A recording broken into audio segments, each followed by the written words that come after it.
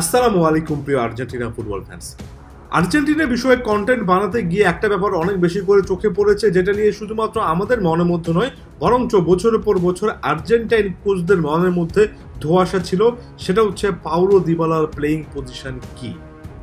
কিছুদিন আগে আর্জেন্টিনার বর্তমান জাতীয় দলে কিংবা বর্তমান সেটআপে আনহেল ডি মারিয়ার রিপ্লেসমেন্টকে সেটার উদ্দেশ্যে ভিডিও কন্টেন্ট বানিয়েছিলাম। কমেন্ট বক্সে অনেকেই কিন্তু মন্তব্য করেছেন পাউলো দিবালা একেবারে ডিরেক্ট একটা রিপ্লেসমেন্ট হতে পারে, অর্থাৎ পাউলো দিবালা আনহেল ডি মারিয়ার অনুপস্থিতিতে একজন রাইট উইঙ্গার হিসেবে খেলতে পারেন। এরপর যারা আমার মতামত জানতে যাচ্ছেন, কিছুটা হলো দুঃখের সঙ্গে জানাচ্ছি যে যারা মনে করছেন পাউলো দিবালা মূলত একজন রাইট উইঙ্গার কিংবা ওই পজিশনে খেলতে পারেন, তাদের সঙ্গে আমি খুব একটা বেশি একমত নই। আমার চোখে পাউলো দিবালা আর যাই হোক একজন প্রথাগত রাইট উইঙ্গার নন, আনহেল ডি মারিয়ার ডিরেক্ট রিপ্লেসমেন্ট তো একেবারেই নন। কেন নন?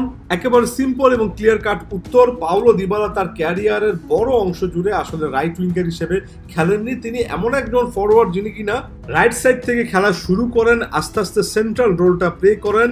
ক্লাব ফুটবলেও তিনি কিন্তু মূলত একজন সেন্টার ফরওয়ার্ড কিংবা সাপোর্টিং স্ট্রাইকার হিসেবে অনেক বেশি করে নাম কেড়েছেন।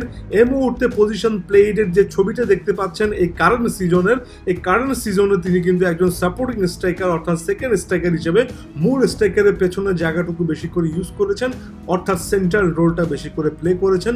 ওভারঅল ক্যারিয়ারও যদি দেখে আসেন, সেখানে রাইট উইঙ্গার পাউলো দিবালার অস্তিত্ব খুব কমই খুঁজে পাবেন।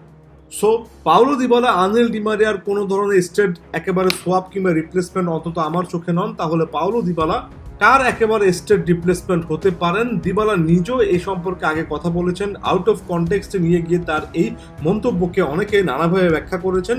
তবে দিন শেষে এই মন্তব্যটাই সঠিক। নিশ্চয়ই বুঝতে পারছেন লিওনেল মেসির কথা বলছি। লিওনেল মেসির সঙ্গে পাউলো দিবালাকে কম্পেয়ার করা খুব সম্ভবত তার ক্যারিয়ারের জন্য সবচেয়ে খারাপ একটা জিনিস হিসেবে প্রতিমান হয়েছে, কারণ দিন শেষে লিওনেল মেসির মতো প্লেয়াররা 100 বছরে একবারই আসে। সেই জায়গা থেকে পাউলো দিবালা নিজেকে আনলাকি ভাবতে পারেন।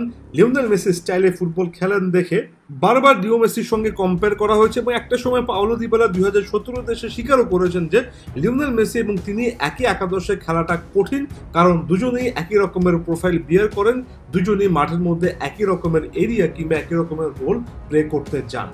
তাই দিন শেষে আপনি মানুন কিংবা না মানুন, কথাটা একেবারে প্রমাণিত, স্পষ্ট একটা সত্য। লিওনেল মেসি এবং পাউলো দিবালা একই রকমের রোল প্লে করেন, নাম্বার 10 রোল প্লে করেন, একজন সেন্টার ফরওয়ার্ডের পেছনে জায়গাটুকু বেশি করে ইউজ করার চেষ্টা করেন। লিওনেল মেসি বর্তমান সময়ে অনেক বেশি মিডফিল্ড ইউজ করছেন, আর মিডফিল্ডে অনেক বেশি নিচে নেমে আসছেন দেখে পাউলো দিবালার সঙ্গে লিওনেল মেসিকে হয়তো বা লিওনেল স্কালোনি খেলাতে পারছেন। তো ওভারঅল ক্যারিয়ার প্রোগ্রেস যদি দেখেন, পাউলো দিবালা লিওনেল মেসির আইডেন্টিক্যাল পজিশনে খেলেছেন, অর্থাৎ কাছাকাছি কিংবা প্রায় একই রকমের রোল প্লে করেছেন। তাই আনহেল ডি মারিয়া নয়, দিবালা যদি আর্জেন্টাইন বর্তমান সেটআপে কাউকে রিপ্লেস করতে পারেন, সেটা লিওনেল মেসি হবেন। যদিও মিডফিল্ডার লিওনেল মেসিকে রিপ্লেস করতে পারবেন কিনা সেটা নিয়ে অনেক ডাউট আছে। সাম্প্রতিক সময়ে মিডফিল্ডার লিওনেল মেসি যেভাবে সেন্টার অ্যাটাকিং মিডফিল্ডে নিজের রাজত্ব কায়েম করছেন, সে জায়গা থেকে আরো বেশি করে ডাউট তৈরি হবে। সেটা নিয়ে হয়তোবা কোনো একদিন আলাদাভাবে আলোচনা করব। তবে আজকের আলোচনার মূল বিষয় ছিল যে পাউলো দিবালাকে যারা রাইট উইঙ্গার হিসেবে দেখছেন, আসলে রাইট উইঙ্গার হিসেবে খেলিয়ে খুব একটা বেশি সেখান থেকে অ্যাডভান্টেজ আর্জেন্টিনার আগেও পায়নি। আমার কাছে মনে হচ্ছে না যে পাওয়া যাবে, বিশেষ করে আনহেল ডি মারিয়ার পেস এবং টাচলাইন ঘিরে তার মুভমেন্টের সঙ্গে কম্পেয়ার করলে পাউলো দিবালা ওই প্রোফাইলের প্লেয়ারই নন। বরঞ্চ লিওনেল মেসি যদি না খেলতে পারেন, তাহলে লিওনেল মেসির নাম্বার 10 পজিশন কিংবা সাপোর্টিং স্ট্রাইকার বা সেন্টার অ্যাটাকিং মিডফিল্ডে পাউলো দিবালাকে কাজে লাগানো যেতে পারে কিনা সেটা নিয়ে অনেক বেশি করে আলোচনা হওয়া উচিত।